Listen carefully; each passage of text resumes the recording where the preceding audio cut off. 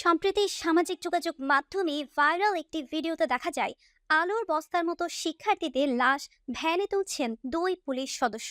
বৈষম্য বিরোধী ছাত্র আন্দোলনে 5 আগস্টের এই ঘটনার ভিডিও চিত্রটি ঢাকার আশুলিয়া থানার আশেপাশে থেকে করা হয়েছে বলে নিশ্চিত করেছে ফ্যাক্ট চেকিং প্রতিষ্ঠান রিওমল স্ক্যানার।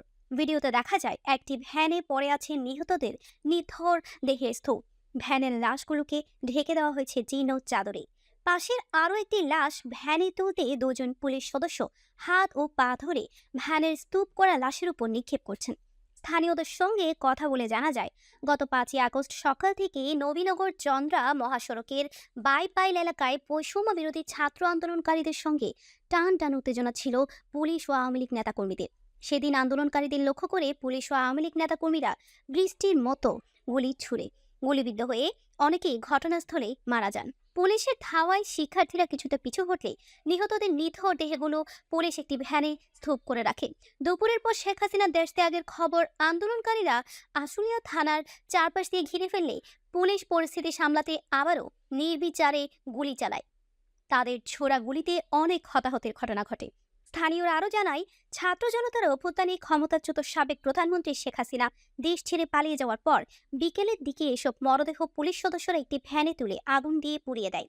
গোপনে ধারণ করা ওই ভিডিও ফুটেজ পর্যালোচনা করে স্থানীয় গণমাধ্যম কর্মীরা বলছেন, গণহত্যাকাণ্ডের পারিপার্শ্বিক প্রমাণ মুছে ফেলতে রহস্যজনকভাবে রাতারাতি থানার পাশের সামনের দেয়ালের রং মুছে ফেলা হয়েছে। এছাড়া ঘটনাস্থলের আশেপাশে থাকেন এমন দুজন দাবি করেন, ভিডিওতে দেয়ালে থাকা পোস্টারে যাকে দেখা গেছে তিনি আশুলিয়ার ধামসোনা ইউনিয়নের 7 নম্বর ওয়ার্ডের মেম্বার পদপ্রার্থী আবুল হোসেন ভূঁইয়া। তবে গণহত্যার বীভৎস সেই চিত্র মুছে ফেলার প্রচেষ্টায় সেই পোস্টার এখন সরিয়ে ফেলা হয়েছে। এছাড়া ভাইরাল হওয়া ভিডিওতে ভ্যানে তোলা কয়েকটি মরদেহের স্তূপের পাশে আরও কয়েকজন পুলিশকে হাঁটাহাঁটি করতে দেখা গেছে। তাদের একজনের পরিচয় স্থানীয়রা নিশ্চিত করেছে। তাদের তথ্য মতে ওই পুলিশ সদস্য ঢাকা জেলা উত্তর গোয়েন্দা পুলিশের ডিবি পরিদর্শক আরাফাত হোসেন। বিষয়টি প্রকাশ্যে আসার পর আত্মগোপনে চলে যান ওই পুলিশ সদস্যরা। এ বিষয়ে ঢাকা উত্তর পুলিশের ভারপ্রাপ্ত কর্মকর্তা মোহাম্মদ রিয়াজউদ্দিন আহমেদ বিপ্লব ওই পুলিশ সদস্যের পরিচয় নিশ্চিত করে বলেন, আরাফাত হোসেনের গ্রামের বাড়ি বরিশাল এলাকায়। তিনি প্রায় 2 বছর আগে ঢাকা জেলা গোয়েন্দা বিভাগে যোগ দেন। সামাজিক যোগাযোগ মাধ্যমে ভিডিওটি ভাইরাল হওয়ার পর আরাফাত মানসিকভাবে ভেঙে পড়েছেন।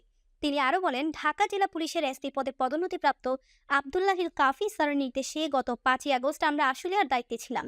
আল্লাহর রহমতে ওই দিন আমরা প্রাণে বেঁচে যাই, না হয় আমাদেরকেও জীবন দিতে হতো।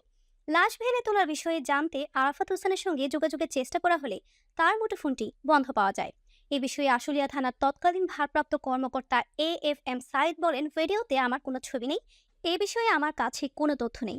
নাম প্রকাশ না করার শর্তে স্থানীয় একাধিক সূত্র জানায়, ওদিন পুলিশের গণহত্যার চিত্রটি এমন পর্যায়ে পৌঁছেছিল যে আন্দোলনকারীরা নিহত 2 পুলিশ সদস্য রাজু আহমেদ ও SI রফিকুল ইসলামের লাশ আশুলিয়ার ফুট ওভার ব্রিজে ঝুলিয়ে রাখেন। রিউমার স্ক্যানার জানায়, নিথর দেহে স্তূপের ভাইরাল ভিডিওটি আশুলিয়া থানা সংলগ্ন এলাকার ঘটনা। 5ই আগস্ট বিকেলে এই ঘটনা ঘটেছে। এছাড়া ঘটনাস্থলের আশপাশে থাকেন এমন দুজন দাবি করেন, ভিডিওর দেয়ালে যার পোস্টার দেখা যায় তিনি আশুলিয়ার ধামসোনা ইউনিয়নের 7 নম্বর ওয়ার্ডের মেম্বার পদপ্রার্থী আবুল হোসেন ভূঁইয়া। দেয়ালের এই পোস্টার এখন আর নেই। 5ই আগস্টের পরপরই সব দেয়ালে নতুন রং করা হয়েছে।